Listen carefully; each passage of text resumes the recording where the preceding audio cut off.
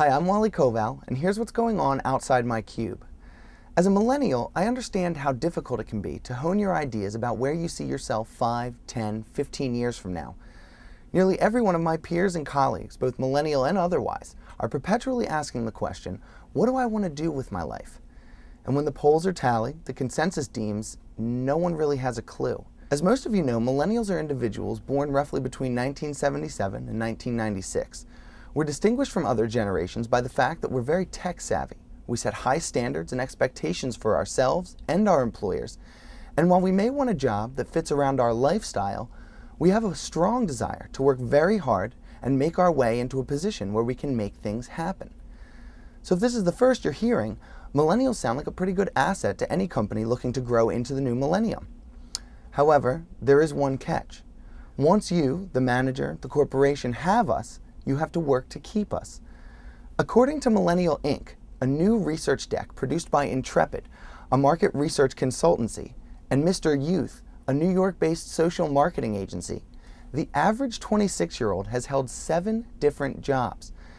Now, that number is pretty astronomical compared to the days when a 26-year-old would just be settling into their company with an outlook of remaining there for the length of their career. Today, however, this is not the case, but the millennial job hopping pattern can be quashed within your organization as long as that organization puts forth the effort.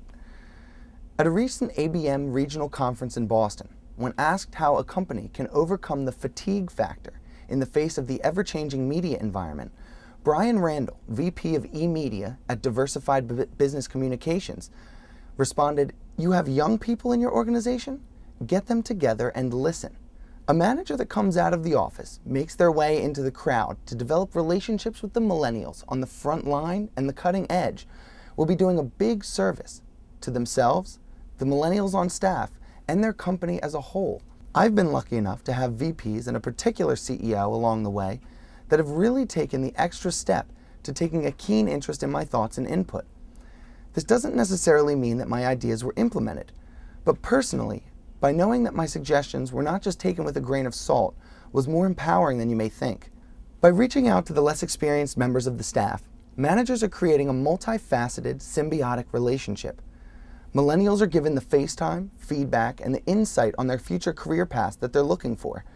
The manager, on the other hand, has gained insight into ideas they may not have had, and at the same time satisfied the millennials' needs and possibly kept them from leaping to a new position elsewhere.